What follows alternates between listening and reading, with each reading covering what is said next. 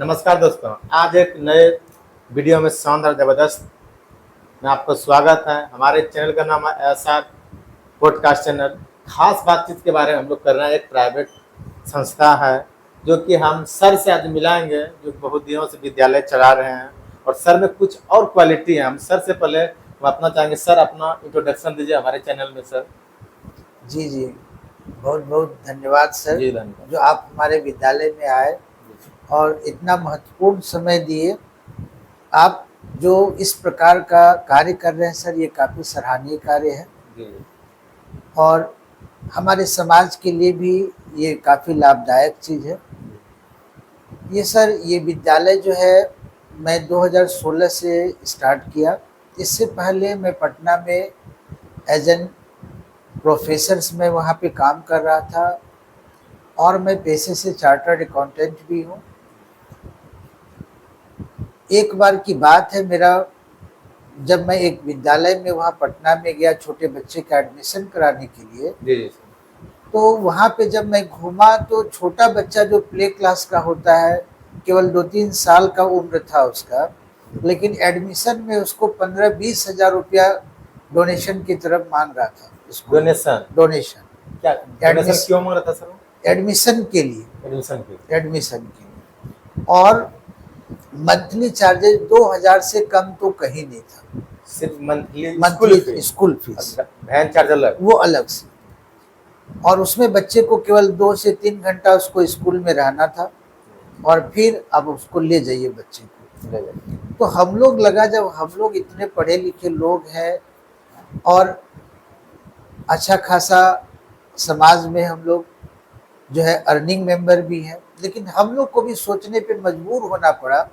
इस छोटा बच्चा को 2000 रुपया पर मंथ देना और 20,000 रुपया एडमिशन चार्ज जिसको कहिए, ये हिम्मत काम नहीं कर रहा।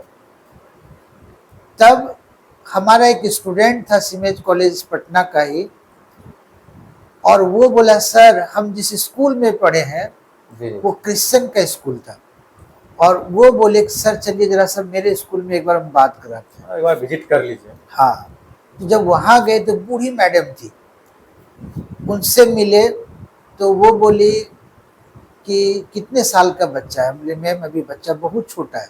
जी। बोले हमारे यहाँ बच्चे का एडमिशन कराइए, एडमिशन का कोई चार्ज नहीं लगेगा। नो एडमिशन चार्ज, और केवल 500 पर मंथ आपको देना है। बच्चे स्कूल में आएंगे, पढ़ेंगे और अच्छा प्रोग्रेस होगा। अंदर से काफ़ी हिम्मत आया कि जहाँ 20,000 रुपया लग रहा था वहाँ अभी कोई एडमिशन चार्ज नहीं लग रहा। तो मेरे मन में वहीं से इच्छा जागृत हुई कि मैं भी एक ऐसा स्कूल बनाऊंगा जो हमारे समाज के जो किसान लोग हैं, जो गरीब लोग हैं, जो मजदूरी करते हैं, वो भी अपने बच्चे को फ्री ऑफ कॉस्ट हमारे स्कूल में एडमिशन दिया। और मैं 2016 में बांका में जो हमारा नेटिव प्लेस है, यहाँ पर अपने ज़मीन पर हमने विद्यालय की स्थापना की और फ्री एडमिशन हमने लेना शुरू किया। और हमारे यहाँ से बच्चे, काफ़ी बच्चे पढ़े और वो लाभान्वित हो रहे थे।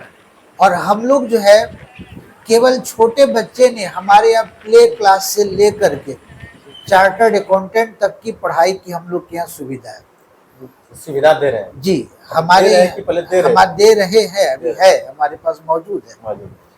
हम लोग 10 तक तो विद्यालय में पढ़ाते हैं, इंटर, 11th, 12th, ग्रेजुएशन और सीए का क्लासेस हमारा बांका में भी है और पटना में भी है। बांका में कहाँ पे? बांका में हमारा एक्सिस बैंक कटोरिया रोड के पास में ही है, संस्कार कॉमर्स क्लासेस के नाम से। और पटना में हम लोग का है जगत ट्रेड सेंटर, डाकमला चौराहा के पास है, पाटलिपुत्रा जंक्शन में है, और एक लखनी बिगा खवल दानापुर जो है वहाँ पर है। हम लोग का 3 जगह पटना में है जहाँ केवल सीए का ही पढ़ाई होता है। तो हम लोग का सोच यही है कि जो हम लोग का समाज का जो बच्चा है वो अगर कमज़ोर भी है, कमज़ोर इन द सेंस आर्थिक रूप से कमज़ोर अगर है, तो वो भी एक अच्छा पढ़ाई कर सकता है, पैसा भी उसके बीच में कोई बाधा उत्पन्न नहीं होती। होता है। हम लोग गरीब बच्चे को भी अपने यहाँ पढ़ाते हैं, जो पैसा देने में सक्षम नहीं है उनको फ्री ऑफ कॉस्ट भी हम लोग शिक्षा देते हैं। मतलब समाज सेवा जी, कर रहे हैं। ये हम समाज सेवा का काम कर रहे हैं और इससे खुशी मिलता है, क्योंकि हम लोग समाज के व्यक्ति हैं। अगर हम मदद नहीं करेंगे तो फिर समाज कैसे आगे बढ़ेगा। तो समाज को बढ़ाने के सबसे पहले सर शिक्षा की जरूरत है। जी जी जी, अगर शिक्षा नहीं रहेगी तो हमारे समाज जल्दी बढ़ नहीं सकता। समाज नहीं बढ़ सकता। और मैं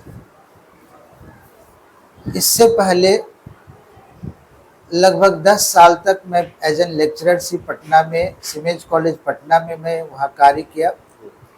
और पटना में हम लोग का अपना वहाँ सीए का क्लासेस चलता है। मैं सीए फाउंडेशन, सीए इंटरमीडिएट के बच्चे को वहाँ पढ़ाता था। हमारे बड़े भाई भी चार्टर्ड अकाउंटेंट है। मैं उन्हीं के साथ जो है वहाँ पे सीए के क्लासेस को भी लेता था। लगभग 7-8 साल हमने उनके साथ सीए के बच्चे को पढ़ाया। प्लस सीए सीएस का बच्चा है, एमबीए है, बीबीए है, बीकॉम है, इन सभी बच्चों को मैं काफ़ी दिनों तक हमने शिक्षा प्रदान किया। और लॉकडाउन के समय 2016 के बाद यानी 2019 में हम बांका आए।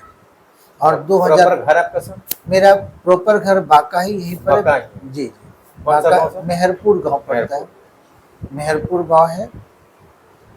और हमारे गांव से भी कम से कम 5-6 चार्टर्ड अकाउंटेंट बन गए। वैसे सभी बच्चे जो आपके देख रेख में? हाँ, हमारे देख रेख में। सर के लिए तो खुशखबरी होनी चाहिए। सर के देख रेख में 5 स्टूडेंट को चार्टर्ड अकाउंटेंट बना। जी जी, हमारे फैमिली मेंबर में ज़्यादातर सीए ही मिलेंगे, ज़्यादातर। तो ये बड़ी खुशी की बात है। ऑडिट, किसी को अगर ऑडिट कराना है प्राइवेट स्कूल का, सर हमारे बीच आज मौजूद है जी। तो ऑडिट कराने के लिए क्या क्या करना पड़ेगा सर? अगर कोई नया स्कूल अगर दी चाहते हैं आपसे जुड़ने के लिए, कैसे जुड़ेंगे और कैसे ऑडिट करके दीजिएगा सर? हम लोग का मेन काम तो ऑडिट का ही है, क्योंकि चार्टर्ड अकाउंटेंट का मेन वर्क तो ऑडिटिंग का ही कार्य होता है। टीचिंग तो ये ऑप्शनल है। ये ब्लड में जो है, ये एक्सपीरियंस जो है, एक्सपीरियंस समय को वेस्ट नहीं करना है, इसलिए समय का यूटिलाइज करना है। जो नॉलेज हमारे पास है, इस नॉलेज को अगर हम बांटेंगे तो और किसी दूसरे बच्चे को इससे बेनिफिट होगा। तो हम लोग ऑडिटिंग का काम हमारा बांका में भी है, और हम लोग पटना में भी हम लोग का चार्टर्ड अकाउंटेंट का फर्म है, जहाँ पर कई चार्टर्ड अकाउंटेंट है। और हम लोग का पढ़ाया हुआ स्टूडेंट तो इंडिया के कोने कोने में है, जो कंप्लीट चार्टर्ड, हर स्टेट में है, हर जगह पे, मतलब कोई दिक्कत नहीं होगी। नहीं, ऑडिटिंग के क्षेत्र में कहीं कोई प्रॉब्लम नहीं।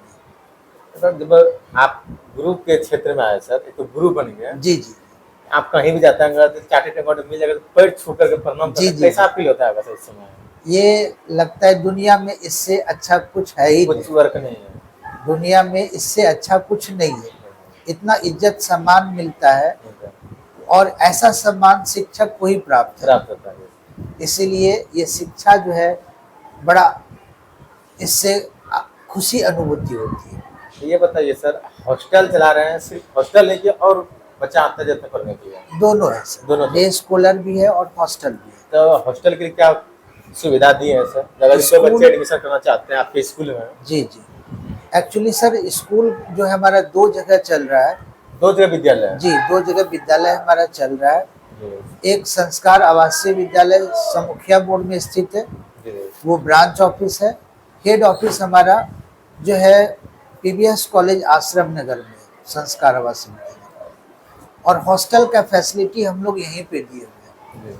यहाँ पर बच्चे 2000 रुपया मंथली फीस में बच्चे का रहना, खाना, पढ़ना, पूरा सुविधा हम लोग दिए हुए, जिसमें बच्चे का 2 टाइम नाश्ता, 2 टाइम खाना, ट्यूशन, स्कूल फीस, सभी चीज उसी में इंक्लूड है।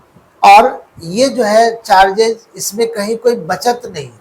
तो इससे पता चला 2000 में सर बच्चा बचना, स्कूल फी बचना संभव ही नहीं है। मतलब ये तो आप एक समाज सेवा जी जी, ऑडिट का काम करते हैं, वहाँ से कुछ पेमेंट आ जाते हैं। जी जी, मतलब उधर का पेमेंट आप सोचते हैं समाज को कैसे सुधारें? जी, और समाज सुधरेगा तभी तो मेरा राज्य में परिवर्तन आएगा, राज्य सुधरेगा तभी मेरा देश आगे बढ़ेगा। जी जी।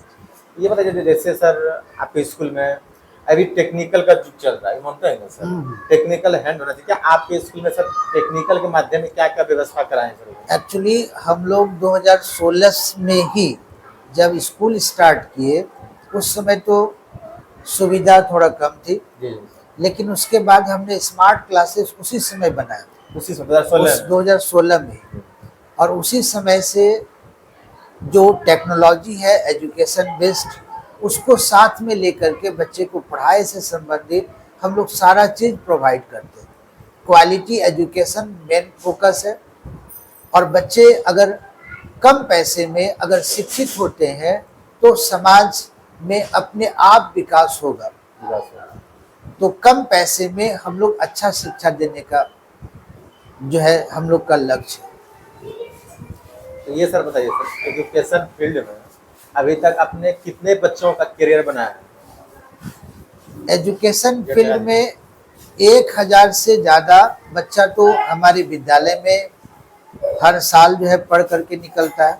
हर साल लगभग 1000 स्टूडेंट दोनों विद्यालय मिला करके निकल जाते हैं। हाँ, हमारे यहाँ से पास आउट होते हैं, जिसमें हम लोग का कॉमर्स का भी है जो बच्चे जो है। और इस बार बड़ी खुशी की बात है कि हम लोग का जो कॉमर्स का स्टूडेंट है वो पूरे बांका जिला में टॉप किया कॉमर्स में।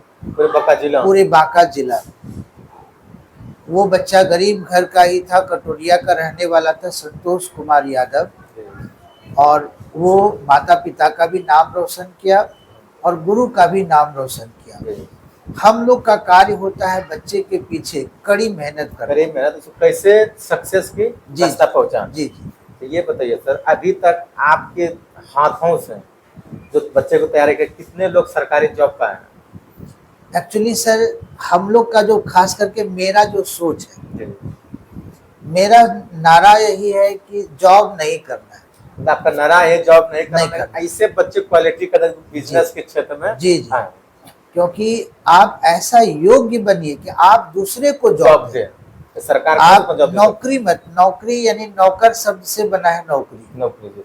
और हमारे देश में भी मोदी सरकार का नारा है मेक इन इंडिया, यानी आत्मनिर्भर भारत बनो। तो आत्मनिर्भर तभी संभव है जब आप खुद अपने पैर पे खड़े हों और समाज के अनेकों व्यक्ति को आप अपने अंदर रोजगार दें। इससे बेरोजगारी भी दूर होगी और हमारे समाज का भी विकास होगा। जब आप सर विद्यालय शुरू किए, मेन आपका सोच क्या था? गरीब बच्चों को लेकर चलना बहुत ऐसा सर विद्यालय, उसका मेन मकसद है कि हम स्कूल खोलें सिर्फ पैसा कमाने के लिए, तो पूरा टाइल्स मार देगा। आपका विद्यालय जो हम देखे भी सर, तो वीडियो के माध्यम से दिखाएंगे, आपके विद्यालय में टाइल्स लगा हुआ, हर जगह बहुत अच्छा फैसिलिटी दिए हैं। इसके बाद आप 2000 ले रहे हैं, तो क्या सोच के ले रहे हैं 2000? साफ सर इससे यही साबित होता है कि हम लोग का उद्देश्य गरीब बच्चे को शिक्षित करना है, पैसा कमाना नहीं। ठीक है सर, आपका सोच है कि गरीब बच्चों का उद्देश्य कि हम बच्चे आगे बढ़ाएंगे, लेकिन ये बताइए फिर आपके पास पैसा आने का स्रोत क्या है सर? उसी में कम आमदनी मान ली, जहाँ पे इनकम ज्यादा होता है जी, थोड़ा कम होगा जी।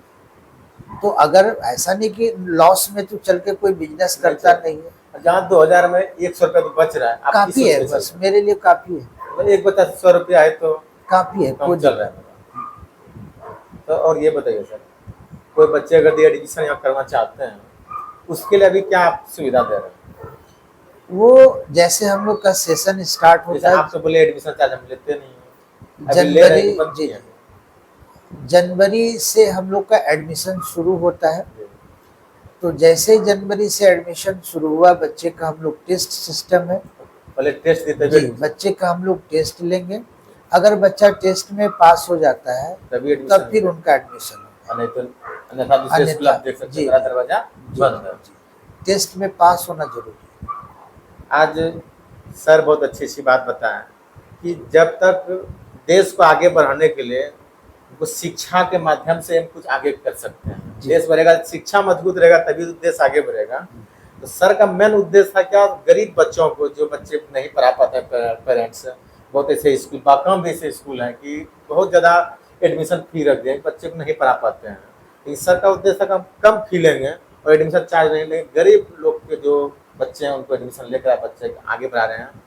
और सर का ये भी मकसद है कि हमको जॉब की तैयारी नहीं करवाना, नौकर नहीं बनवाना, एक ऐसे स्टूडेंट को हम ऐसे लाइफ बनाएंगे वो खुद एक जॉब देने वाले बन जाए। और सर आगे के लिए आपका क्या सोच है? हमारा सोच है कि हम लोग शिक्षा के क्षेत्र में ही और आगे बढ़े। शिक्षा के क्षेत्र में अभी कई काम करना बाकी है और इसी में स्कूल को और डेवलप करें। +2 का स्कूल हो, कॉलेज हो, यूनिवर्सिटी हो, यानी शिक्षा के क्षेत्र में ही आगे बढ़ना है जी। तो सर आप हमारे जो ऑडियंस है उसको आप क्या संदेश देना चाहते हैं? हम संदेश यही देना चाहते हैं कि एक्चुअली मेहनत, अगर आप लगन से मेहनत करते हैं और अगर दृढ़ इच्छा शक्ति है तो जो सपना आप देख रहे हैं वो हकीकत में बदलने से कोई नहीं रोक सकता है। इसीलिए आप सपना जरूर देखें। सपना देखने में कोई खर्च नहीं लगता है और उसके लिए आप अभी से लग जाए। और दूसरा, शॉर्टकट तरीका नहीं है। शॉर्टकट अपने से फायदा भी नहीं, शॉर्टकट तरीका से कुछ नहीं होता है। आप मेहनत करें। मेहनत एक ऐसा तरीका है जिससे आप अपना तकदीर बदल सकते हैं और दुनिया में जो भी चीज़ आप हासिल करना चाहते हैं वो सभी चीज़ हासिल कर सकते हैं। सर ये बताइए सर, विद्यालय आप जो खोले हैं अभी तक आपके विद्यालय में कितने पूंजी लगाए, कितने इन्वेस्ट किए हैं? बहुत सारी जगह ब्रांच है, अपना ब्रांच है, कहीं भराप है, कहीं अपना है, तो टोटल अब तक कितने इन्वेस्ट किए हैं? एक्चुअली सर इसका कहीं कोई कैलकुलेशन नहीं है। तो अनुमानित सर? अनुमानित अपना बिल्डिंग है, बिल्डिंग कंस्ट्रक्शन कॉस्ट जो लगता है वही है बस, और ज़्यादा कहीं कुछ इसका हिसाब किताब तो है लिखा पढ़ी नहीं हुआ जो हुआ। जी जी।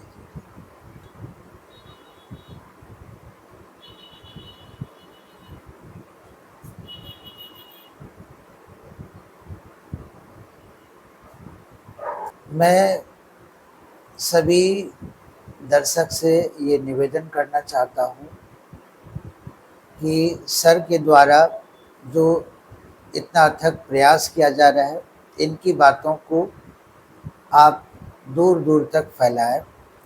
इनका जो चैनल है इनको सब्सक्राइब करें और इनके हिम्मत को अफजाई करें।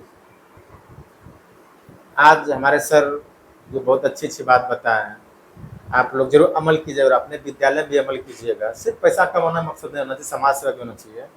आज का हमारे राहुल SR पॉडकास्ट में हम लोग अपनी बात को यहीं विराम देते हैं। जय हिंद, जय भारत।